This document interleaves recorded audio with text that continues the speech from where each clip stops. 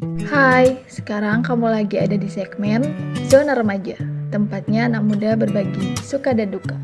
Jadi selama beberapa menit ke depan, Ayu dan Jani akan mengajak kalian berbincang-bincang sekaligus mendengarkan kisah-kisah yang dikirim oleh pendengar setia Zona Remaja melalui WhatsApp di 085738026264. Nah, untuk sahabat remaja yang mau berbagi cerita, entah itu pengalaman cinta, horor, kisah persahabatan, ataupun keluarga, kami tampung di sini ya. Bener banget Jani. Nah, untuk para pendengar baru Zona Remaja mungkin belum tahu bahwa Zona Remaja berorientasi pada kisah yang dikirim oleh pendengar yang tentunya disesuaikan oleh tema mingguan. Pasti pendengar ada yang belum tahu nih tema mingguan kami apa. Jadi tema malam ini adalah bullying. Wah, pasti berat banget ya bagi para korban dari tindak kejahatan ini untuk bercerita dengan teman atau keluarganya. Tapi kalau tidak diceritakan bisa stres sendiri loh. Nah, buat sahabat remaja di luar sana yang merasa sebagai korban, kalian gak sendirian. Dari cerita yang dikirim oleh pendengar sahabat remaja, kita bisa berdiskusi nih dan saling menguatkan satu sama lain. Bener banget tuh Jan, apalagi rata-rata pengirim cerita adalah perempuan. Bikin jiwa feminis kita meronta-ronta pengen peluk jauh kalian semua. Kita langsung aja ke cerita pertama ya. Ada Jingga dari Bekasi. Anyway, Jingga ini nama samaran ya. Dan kebetulan Jingga mau bercerita pengalaman bully yang terjadi waktu di SD. Hai sahabat remaja, namaku Jingga. Aku mau cerita soal pembulian yang dilakukan oleh teman-temanku di masa SD. Jadi waktu itu aku kelas 3 SD. Mata pelajaran sudah mulai susah menurutku, apalagi matematika. Dan pernah waktu aku disuruh maju ke depan, aku gak bisa mengerjakan soal yang diberikan guruku. Kemudian teman sekolahku malah menganggap aku bodoh lalu mulai menjauhiku. Bukan hanya itu, mereka pun meledekku bau, hitam, jelek, bodoh, dan lain-lain. Ada juga pada saat aku salah tempat duduk, padahal di situ aku yakin bahwa itu adalah tempat dudukku. Tetapi ada teman aku yang malah meneriakiku, itu tempat dudukku, pindah sana, dasar bodoh. Dan dia terus meneriakiku bodoh. Lalu setelah itu aku tidak mau masuk sekolah sampai akhirnya guruku datang ke rumahku dan pada saat itu aku tinggal bersama nenek dan adik dari ayahku di Bandung. Sedangkan kedua orang tuaku tinggal di Bekasi dan setelah lulus sekolah kelas 6 SD, kita diperkenankan untuk saling meminta maaf dan berjabat tangan. Dan pada saat itu, ada anak laki-laki bernama Arya, nama samaran. Dia tidak mau menjabat tanganku. Itulah cerita pada saat masa SD. Wah, pasti hidup jauh dari orang tua rasanya sulit banget ya. Apalagi kehidupan di sekolah yang harusnya bisa bantu kita buat bertahan, malah buat kita tuh takut maju. Miris banget gak sih ngeliat generasi penerus punya mental pembuli kayak gitu? Setuju sih, mungkin mereka pikir ngebully itu keren banget ya. Padahal ngebully cuma bisa bikin kita terlihat rendah, Besti. Aduh, gimana sih? Iya nih, gimana juga ya? Aku juga ada cerita nih dari sahabat remaja yang pernah jadi korban bully dan pelecehan di waktu yang sama. Juga bener sih. Emang ada bully dan pelecehan yang bener? Ya nggak ada sih sebenarnya. Ya udah deh, kita langsung ke ceritanya ya. Hai sahabat remaja, namaku Caca, nggak perlu disamarin. Waktu SD aku bersekolah di Jawa Barat. Ada satu laki-laki yang menyukaiku. Dia adalah anak orang kaya. Tapi aku selalu menghindar karena menurutku lebih baik berteman saja. Mungkin ia sangat kesal hingga pada satu hari ia membuliku dengan kata miskin. Aku benar-benar merasa sakit hati. Bahkan sakit itu nggak bakal aku lupain sampai sekarang. Waktu SMA, akhirnya aku pindah ke kota lain tapi masih di Jawa Barat. Aku kira aku akan membuka lembaran baru.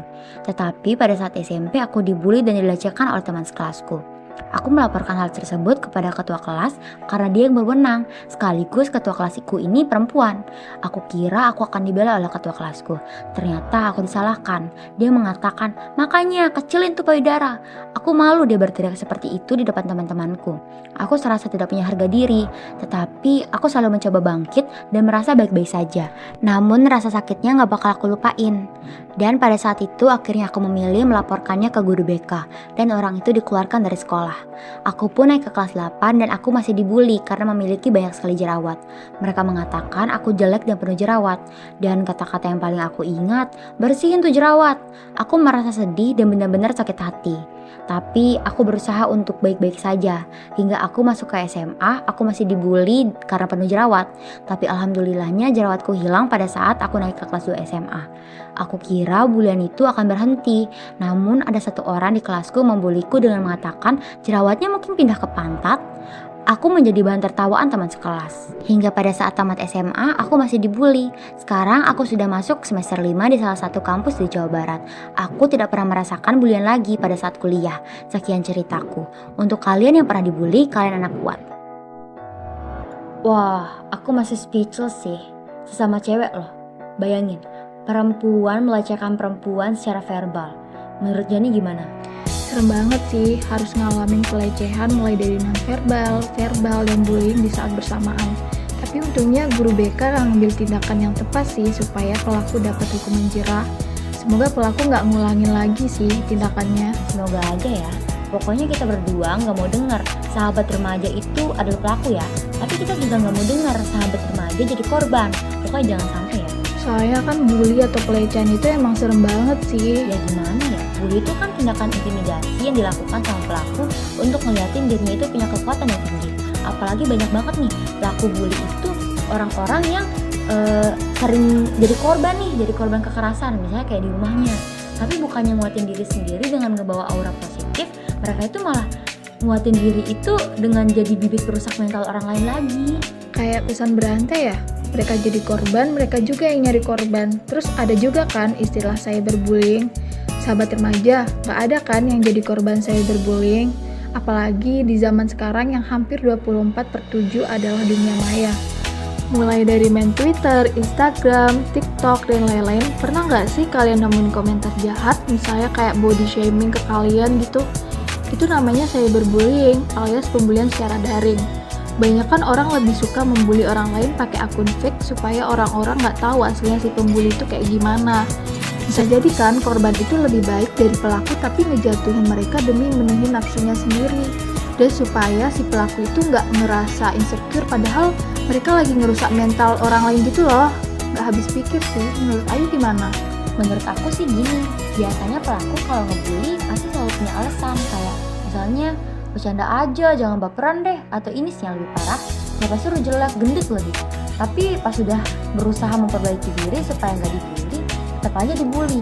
Karena dia itu makin ngerasa insecure bahwa si korban udah lebih baik dari sebelumnya dan bahkan lebih baik dari si pelaku. Bener banget sih, padahal kan apa yang kita lakukan bukan urusan orang lain gitu kan.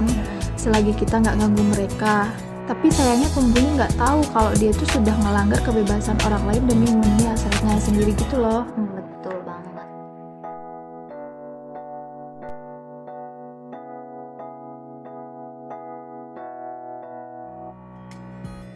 Itu dia tadi beberapa cerita yang dikirim sahabat remaja melalui WhatsApp. Nah, untuk sahabat remaja yang mau berbagi cerita bisa kirim ceritanya ke nomor 0857 3802 6264.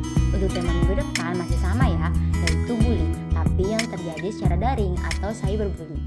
Wah, kayaknya Ayu masih pengen banget nih bahas soal bullying.